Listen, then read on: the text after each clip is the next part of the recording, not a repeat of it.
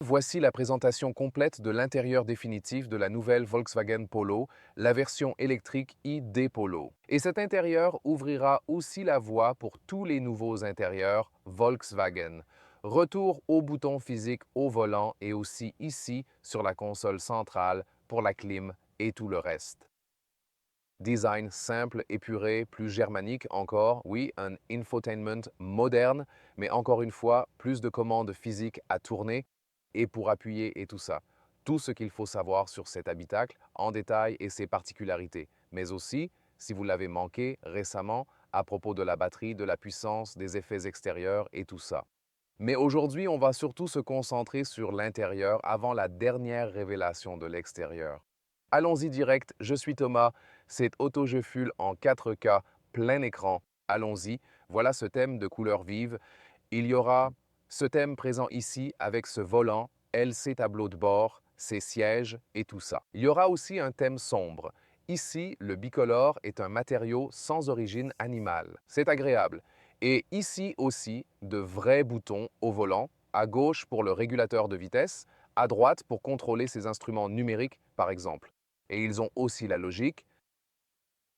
Tout ce que vous faites à gauche s'affiche côté gauche des instruments et tout ce qu'on fait ici à droite s'affichera sur la partie droite et ces instruments vont être vraiment passionnants. Je vais bientôt vous montrer un gros plan de celui-là parce que vous aurez aussi un mode rétro. D'abord, ce système d'infodivertissement, donc lui aussi est complètement nouveau. Ils l'ont mis à jour pour qu'il ressemble, disons, plus à Apple CarPlay dès le menu principal, le menu d'accueil avec le GPS intégré. Ici, on peut sélectionner les modes de conduite qui modifient la sensibilité de l'accélérateur et la réaction de la direction. Et ensuite, ici, il y a aussi la carte complète, par exemple le réglage de la clim. Oui, vous pouvez appuyer et glisser ici, donc c'est possible pour tous ceux qui préfèrent la solution tactile. Par contre, en bas ici, vous pouvez régler la clim physiquement. Ce n'est pas l'état final de la construction. C'est comme la première voiture faite à la main. Les voitures de production seront plus haut de gamme, bien évidemment. Vous appuyez ici en baisser ou augmenter la vitesse de la ventilation. Comme ça, vous la réglerez facilement sans regarder l'écran. Donc, j'accueille vraiment ce nouveau changement. Et ensuite, par exemple, ici, vous pouvez aussi faire glisser celui-ci vers le bas pour passer en mode rétro. Et ici, à droite, il bascule sur cette visualisation de cassette et c'est vraiment chouette quand vous lancez la musique, par exemple.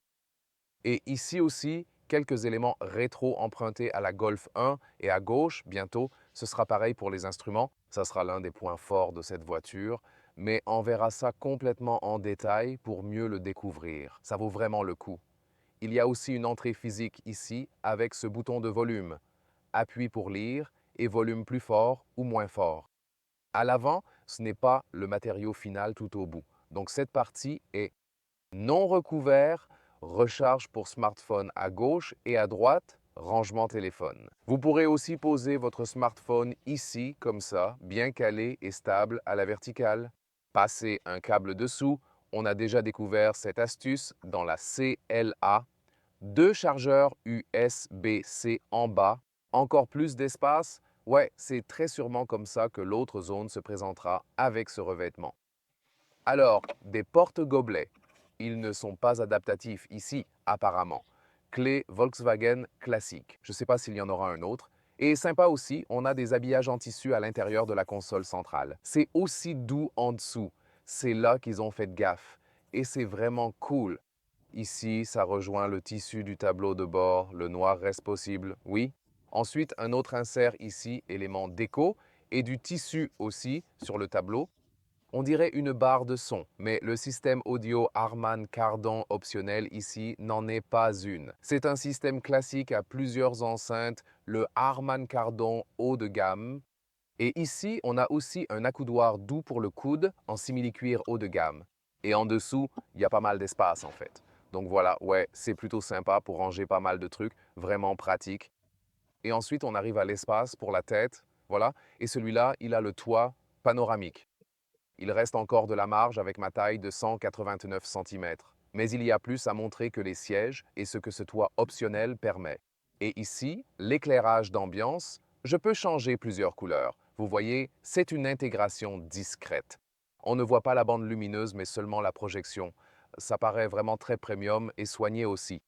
Et ici, on a ces poignées de porte. Fermées, ouvertes, on les connaît de la Volkswagen T-Roc. Et ici, tu peux l'ouvrir comme ça. On a aussi un moletage métal à l'avant, donc c'est encore plus premium dans le T-Roc. Tu peux aussi l'ouvrir en le poussant, aucun souci. Et puis, 4 commandes de vitres. Content de les avoir, plus seulement 2 comme sur les anciens ID ou la Mercedes CLA. Franchement, c'est vraiment appréciable. Et celui-là, ouais, ils disent que c'est un geste naturel quand tu le fais comme ça, pas ici ni là. Je trouve que c'est assez pratique, possible avec la main droite et l'ouvrir ainsi. L'intérieur de la porte est aussi en tissu avec un autre badge Volkswagen. Vraiment très doux au toucher quand on appuie un peu, juste tout en haut. Là, c'est rigide. Et voilà les instruments numériques, mais avant tout, encore une perspective ici. Sur les boutons, et ils sonnent vraiment bien quand on clique dessus comme ça, c'est vraiment agréable à l'oreille. Bouton du volant chauffant ici. Ensuite, on passe aux instruments numériques. Et j'adore cette vue rétro. Je l'ai déjà conduite, celle-ci, à gauche, la vitesse, à droite, le compteur de puissance aussi pour la récupération et tout ça. C'est top. Tu peux revenir facilement, sans souci, à la vue moderne, à la vue d'assistance ou une vue full, vue carte. Donc tout ça est possible. Ouais, honnêtement, je préfère celle-là. C'est juste trop cool. Et encore une fois, avec le mode rétro ici, avec le lecteur cassette, que tu peux en fait aussi faire fonctionner dans ce mode. Et ici, dans le style Golf 1. On reprend vraiment toutes les idées de la Golf 1 et si ce n'est pas encore fait, n'oublie pas de t'abonner pour voir tous les nouveaux essais de voitures. Et maintenant, parlons en détail des sièges, du confort et tout ça. Ils ont l'air d'avoir un appuie-tête intégré, mais tu peux aussi le monter comme ça pour régler la hauteur. C'est le siège style. Le tissu de base serait plus simple et n'aurait pas les sections centrales d'épaule. Le siège style intermédiaire, section centrale d'épaule, tissu intérieur, simili-cuir extérieur, bicolore ou noir, ou un noir-gris à l'intérieur et noir à l'extérieur, également disponible à la commande. Isofix déjà présent sur le siège avant, 2 autres à l'arrière. L'assise est bien moelleuse, donc un bon maintien des épaules, comme je l'ai dit, ici en haut. Ça décharge un peu le bas du dos. Il y a aussi un soutien lombaire réglable, avec même un massage automatique qui va et vient. C'est aussi confortable pour un grand adulte, même au niveau des ischions. Vraiment confortable malgré sa petite taille. Le volant se règle en hauteur et profondeur. Oh, sympa. J'ai activé le volant chauffant. Là, il est bien tout chaud maintenant. Merci pour ça. Ici, l'espace pour la tête. Il reste de la place. Ici, le toit vitré optionnel. Donc, la version de base aurait un toit fixe. Ça peut être bien pour les étés très chauds et tout ça. En revanche, celui-ci, tu ne peux pas l'ouvrir. Mais tu peux fermer le store, c'est possible. Quand il fait très chaud mais que tu veux garder le toit en verre, celui-ci est probablement meilleur pour l'isolation acoustique et à haute vitesse sur l'autoroute. La VMAX est de 175 km par heure, 110 miles par heure. La puissance s'étend de 116 chevaux pour la version d'entrée avec petite batterie jusqu'à 226 chevaux pour la GTI. Plus puissant hors GTI, 211 chevaux, toujours en traction avant. La GTI aura un blocage électromécanique du différentiel avant afin d'améliorer la sortie de virage. Mais on a déjà conduit cette voiture avec genre, tu sais, la peinture camouflage et tout. Si vous avez raté l'épisode, vous pouvez regarder l'autre plus tôt. Vous pouvez le voir plus tard. Parce que la conduite était vraiment intense. Toi, genre, c'est hyper précis comment tu peux placer cette voiture ici dans les virages. Le poids est bien plus élevé que sur la Polo thermique, en grande partie à cause de la batterie. Elle pèse 1,6 tonnes. Avec cette grosse batterie, elle reste agréable à conduire. Avant les sièges arrière, je termine vite les infos sur la batterie. 52 kWh net pour la grosse batterie et 37 kWh net en LFP pour la petite. La plupart vont probablement opter pour la grosse pour avoir la meilleure autonomie. De 10 à 80%, ça prend 23 minutes. La charge, 130 kW en DC et 11 kW en AC. Le siège conducteur au fait dispose aussi d'une fonction mémoire pour 3 conducteurs Passons au siège arrière, insert de porte, rembourrage ferme en haut, avant comme arrière. Ici, insert tissu et système audio Harman Kardon à l'arrière, même poignée également. Vraiment, ce molletage métallique est vraiment top, bien mieux que dans la VW T-Roc. Je trouve l'accoudoir des portes un peu dur, encore une fois. Pour les sièges arrière, ici en clair, on peut aussi prendre des sièges noirs, isofix aux places extérieures. Il y a une troisième ceinture, donc on peut être 5 ici. L'espace est un peu juste, un peu serré quand même. Rien à rabattre ici. Faut bien qu'ils économisent ailleurs. Combien d'espace on a ici exactement? Je ne peux pas étendre mes genoux, mais c'est un véhicule court, donc il faut mettre les genoux un peu plus vers l'extérieur. Pour moi, comme conducteur grand, ça va. Pour l'espace tête, cette version avec le toit panoramique, ça passe car ça remonte. Par contre, ils n'ont pas prolongé le toit en verre jusqu'à l'arrière. Bon, il n'y a pas beaucoup de place pour les jambes, mais c'est une voiture courte. Et le confort d'assise en lui-même est en fait plutôt correct. Le seul truc, encore une fois avec les petites électriques, c'est que le plancher est relativement haut, donc on a cet angle-là des jambes. Le plancher est bien bas, on le voit ici. Il y a aussi 2 prises USB-C au centre.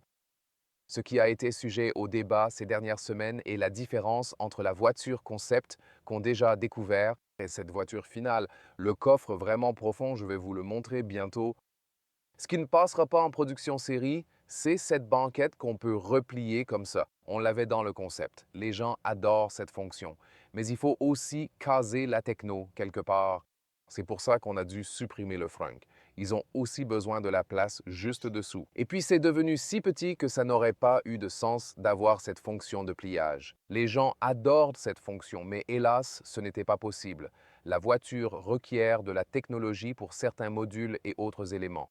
Ils en ont aussi placé sous la banquette arrière. Passons donc maintenant au coffre, 435 litres, et surtout, il y a cette trappe pratique. Mais vous voyez, j'ai planqué ma valise juste là-dessous parce que cet espace est en fait tellement grand et vraiment très profond.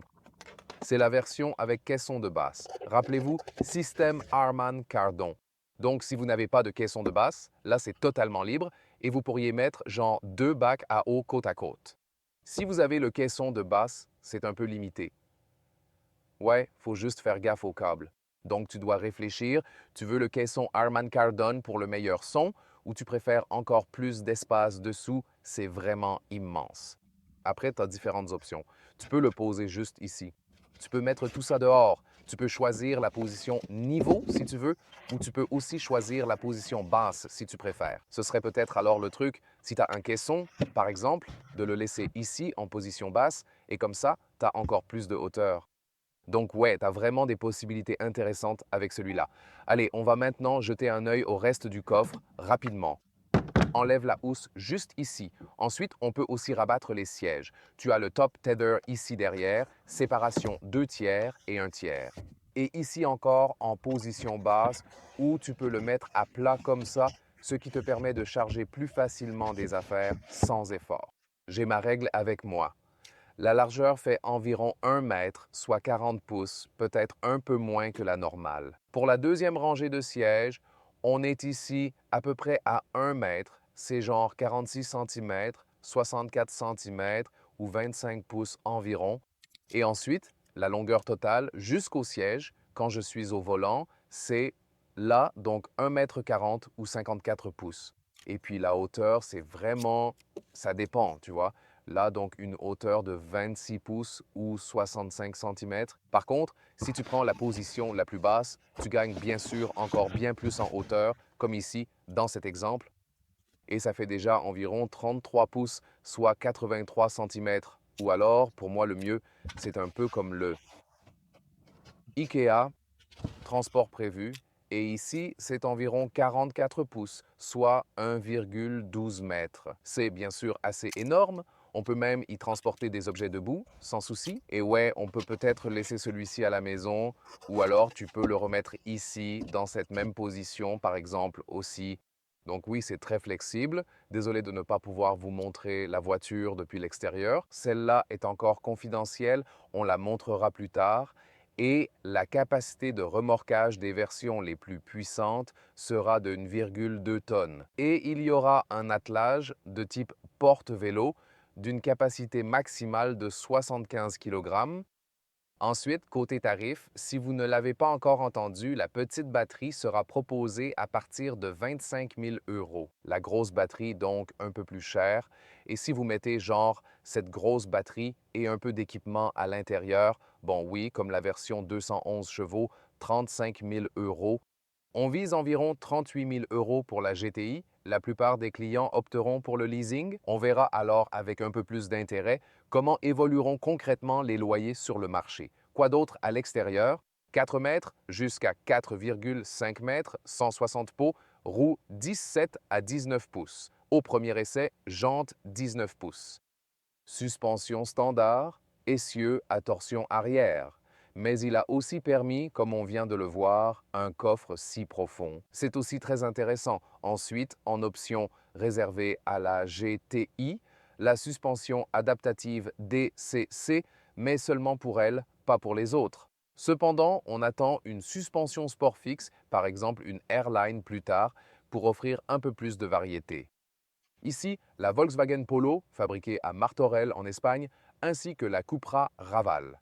Et l'autre usine, ce sera donc l'I-D-Cross, son frère SUV, avec la Skoda Epic, leur petit SUV électrique, bien sûr. Beaucoup de choses intéressantes arrivent. Si vous ne l'avez pas encore vu, je recommande notre essai complet où nous avons conduit ce modèle pour la première fois. Il y a plein d'infos utiles et détails. La conduite était vraiment géniale, très agile et vraiment très précise à piloter, franchement. Et puis, bien sûr, l'ID Cross, le frère SUV, à quoi il va ressembler exactement.